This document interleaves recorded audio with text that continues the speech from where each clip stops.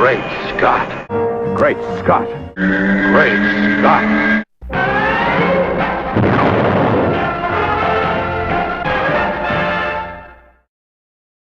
Hello everyone and welcome to another edition of Great Scott. I am Scotty V and this is my show. I had the recent awesome experience. Finally. I know. I'm supposed to be a Superman fan and I'm just getting around to this now. When did it come out? 14 years ago? I just watched Superman versus the Elite, and I must say, I thought it was fantastic. My favorite Superman movie to date of the animated series, and probably my favorite Superman movie in general. As I've expressed, obviously, the movies that have been made are great for nostalgia. I love them for what they are. They'll always have a special place in my heart.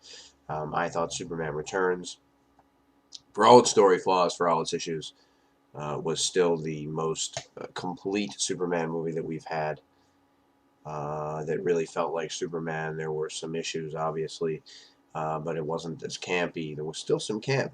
You still had the Lex Luthor campy, goofy kind of comedic spot that they put him in when he's just a human being and he's supposed to be Superman's most deadly, formidable enemy, and yet they kind of make him goofy. So if they bring him to the Man of Steel franchise at any point, I really hope that they do him justice and make him scary and formidable, and make people understand why just a human guy with a lot of money would have the ability to be Superman's enemy. No, he's not going to go toe-to-toe with him. He's not going to punch Superman around. But, well, although he did some of that in Superman Returns with the aid of kryptonite.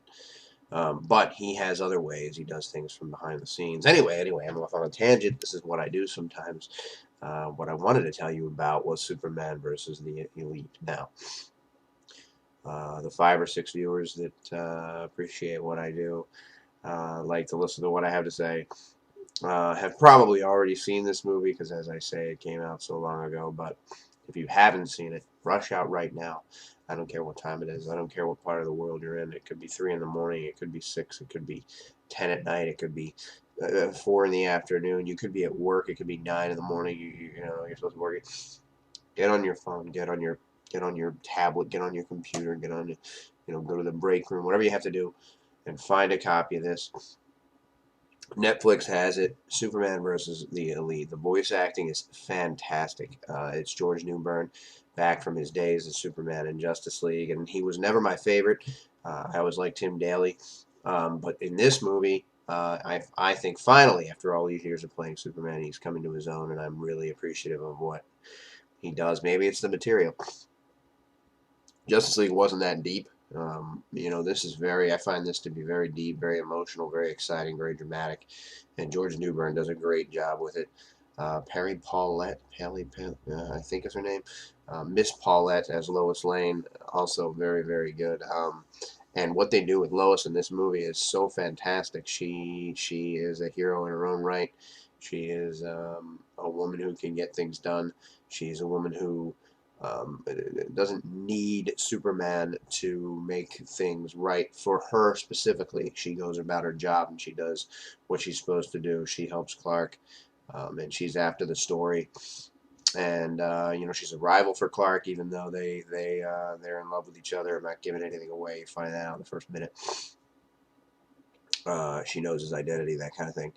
But it is, I read the story years ago, and I remember, if I'm correct, I remember the cover. He's kind of standing there. It's a very realistic-looking cover. Maybe fire, redness, things around him. What's so funny about Truth, Justice, the American Way? And I've read some reviews about the Elite after I saw it, because I wanted to see what some other people think. And it seems like, though there seems to be kind of a universal understanding that people liked it, one thing that I was hearing was the biggest problem, most presumptuous problem, the most annoying problem with this story, and it started with the book, is that it presumes that Superman needs to be defended. Superman's integrity, Superman's goodness as a hero, why Superman is great. needed to be written for some reason, and I can understand that, especially as a fan. I don't believe that if you can't understand why Superman is the greatest, why we should all emulate his behavior, why he's my favorite, um, because of his integrity, his morality, and what he does and what he stands for, and because he won't step over that line like Wolverine might do and stab someone through the chest. I spoke about this a little last week. But the idea that because for this story, someone felt like they needed to explain why it's okay to be a Superman fan or why Superman is still cool after all these years. Um, but I don't mind it because I do know a lot of people who feel that way. I know a lot of people who say, Superman, he's so stupid, he won't even, do anything. He's got no,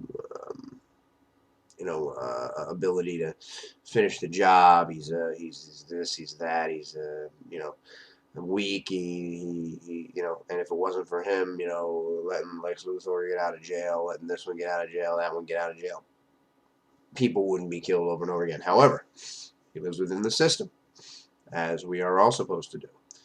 And if you don't live within the system, you're a criminal as well. I understand in some instances we do the death penalty, that kind of thing. But it's in the vein of following the system and then deciding what's going to be done with a criminal as we get there. And Superman follows that rule. But this movie, I had forgotten the story for the most part. And when we got to the end and I discovered where it was going to go and what was going to happen, I was flipping out. I was so excited. I thought it was fantastic. I thought it was great. So I think that if you haven't seen this, you should definitely get out there, check it out. It's weird. The animation in a lot of spots is really, really good. Superman looks, awesome and regal, and then in other spots his chin looks like Jay Leno's, and Lois is kind of weird, and of course Manchester Black. Oh, the voice is great, and the whole feel of it is just fantastic. And then they have this weird opening where they have all these clips from every animated version of Superman, including the animated series, including the Fleischer cartoons, and they have this weird, like, I don't know, dance rock type song. It's very interesting. And my wife, who watched it with me, also said she liked it, that it worked. I guess the idea is that since the film is kind of standing up for Superman, and the story is standing up for Superman and saying that it's not all that odd to stand up for truth and justice, and in this case the American way,